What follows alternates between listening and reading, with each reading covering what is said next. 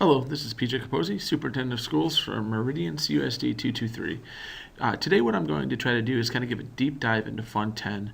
One of the things that I receive feedback on is that despite the amount of information we put out about our finances, is that school finance is so foreign to so many people that the more detail I could provide, the better. And so instead of trying to provide one comprehensive 2-hour seminar, I'm going to break it down between funds and do the best I can to make our budget make sense to you, our community, and our tax.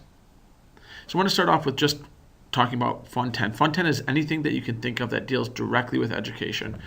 So the other funds are things such as transportation, buildings and grounds, tort, fire, safety, those types of things. Education is kind of everything that you think that it would be, and I'll go into some detail later. Start off by showing you where we were last year. So we started off with a fund balance in the education fund alone of about $6 million.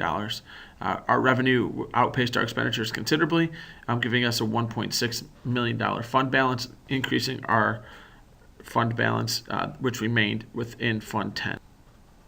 For FY18, you can see that we are anticipating a little bit of a decrease in revenue. If you've listened to the other presentations that I've given, you would understand that we do not receive our tax payments linearly. So we don't receive 50% one payment, 50% the next payment. So what occurred in FY17 is that we were heavy on our payments, which means that we have to anticipate being light on our payments in FY18. All total, we come out exactly flush, exactly where we're supposed to be. But when you're on the July fiscal year, it messes with the numbers a little bit and just have to be conscious of it. But we still project an annual fund balance of around $320,000. And that's being somewhat conservative with what we expect to get in and also planning for some contingencies on what we expect to. So what is Fund 10? There's a ton of things on this slide here, but what I'm trying to do is just show you all of the ways in which we recoup revenue. We recoup revenue in three main ways, which I'll kind of break down in greater detail. One is we get money from the state. The other is that we get money from our local taxpayers, and then we get money from our local agency, which would be things such as fees for registration, athletics, etc. Start off with our tax revenue. We have a total tax rate of 3.57. That includes that we have three different levies within the overall levy, which you guys see as taxpayers, which come into Fund 10. That includes lease, special education, and education in general.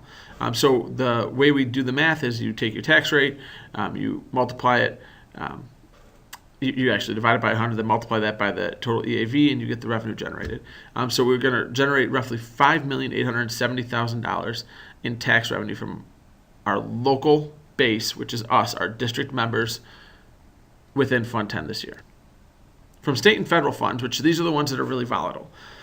So we do a great job. We collect over 99% of the taxes due to us. We do a wonderful job as a community supporting the school. State and federal is what's very volatile.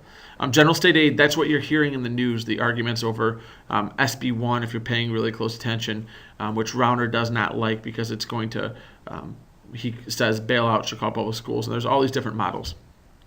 As it stands right now, this year, we're budgeting for $5.3 million. If Senate Bill 1 were to be approved, we'd get $5.6 million. Again, but like I said, we're conservative on what we're going to receive in revenues. So we're planning on $5.3 million. Categorical payments are around $900,000. Again, last year we received one of the categorical payments we were due for the fiscal year of 17. So we budget for 3 payments. We're actually owed 7. So in the rare chance that we received all 7 payments, it'd be a very good year for us in terms of revenue. And then federal and states grants and reimbursements for food, we get around $370,000 for that. That includes Title I, Title II, Title III, and what we're reimbursed for our students who are free and reduced lunch that eat lunch here. We get money reimbursed to us federally. And then local revenue, again, fees and food service sales. So again, while it's $580,000, it's a lot of money in the $17 million budget, so it's not as pronounced as what you might think. Again, just use this as a time to give a plug. We need people to pay their registration fees.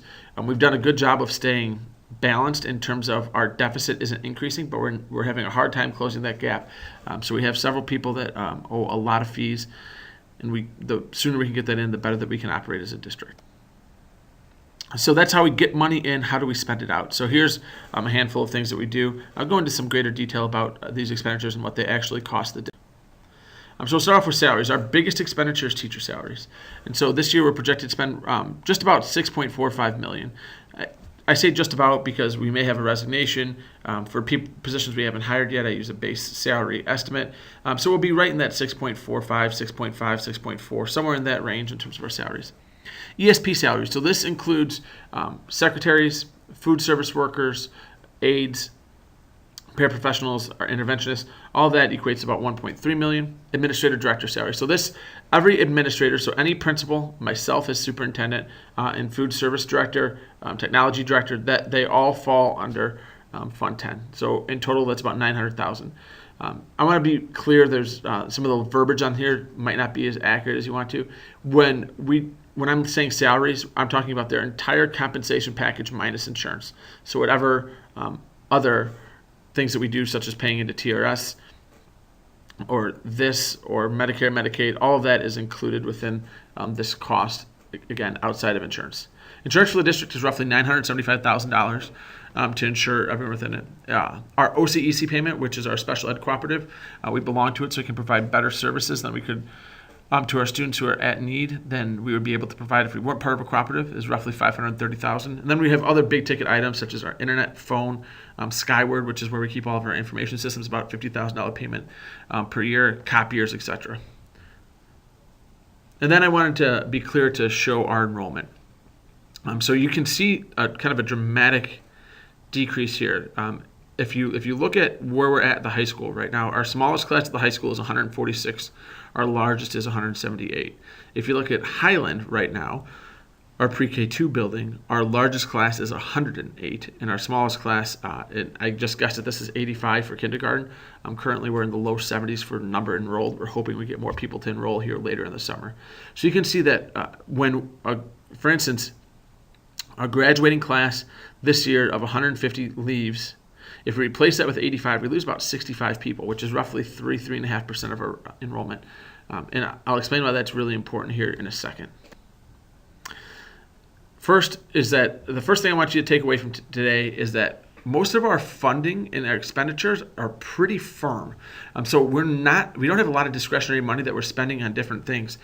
Most of our spending in Fund 10, like in every fund, is on human capital, is on the humans in which we employ. Again, I do this exercise every couple of years. We are pretty thin compared to most people as well. So that means we don't have a lot of superfluous positions. This year we do have one superfluous administrative position. We added principal in waiting / assistant principal as Mr. Coolahan transitions out of the principalship and Mr. Mulliken transitions in. That's a 1-year expense. So it's one of those things that again, we're pretty lean, but we're still very HR funding dependent in terms of where our budget turns out. Second thing is that our funding from the state is enrollment dependent. So I just want to walk you through some simple math here. So again, if we receive that $5.3 million, which we expect, and say our enrollment declines by 3% the next year, that means that we get $160,000 less in money. Now, conversely, if our EAV goes up, then the tax rate can stay the same and we can recoup more revenue, but those are two different types of funding mechanisms. So just want to let you know that funding for us from the state is enrollment dependent. And then the last thing is that we are currently pretty healthy. Like, I'm very pleased with where we're at, but I just want to consider how quickly that changes and how volatile it looks. So what it looks like, we've got $300,000 in terms of our anticipated fund balance for this year, and I'm telling you that we are conservative in what we're expecting, and we plan for some contingencies so that we have $300,000 plus in wiggle room. If we just talk about a soft freeze just for teachers, no other compensation increases for administration, support staff, etc., and a typical 10% increase in insurance, which has been somewhat typical these days, that's $250,000 in additional expenditures. So when you look at that 250 plus, with the declining enrollment of minus 160, we've just had a $410,000 swing very quickly. So while we look healthy, there's a reason why we're still proceeding with supreme caution. A, we have no idea what the state and the feds are going to do, but B, we know that there's built-in volatility just based on enrollment and increasing costs of personnel in healthcare, not to mention that there's increasing costs such as electricity, gas, etc., and our vendor contracts continue to increase. So the biggest takeaway for Fund 10, hopefully you guys learned a little bit about how it goes, but just to be regardless of what our situation looks like, it's always something to be concerned about. So I worry about the budget every single day, trying to make sure that we put ourselves in a position to be successful long term, so we don't get into the crisis situation like it was 4 or 5 years ago when we walked into the district. Thank you again. Again, my phone number, 815-980-0310. Our email is pcaposey@mail.meridian223.org. Please feel free to contact me with any questions. Thank you, and make it a great day.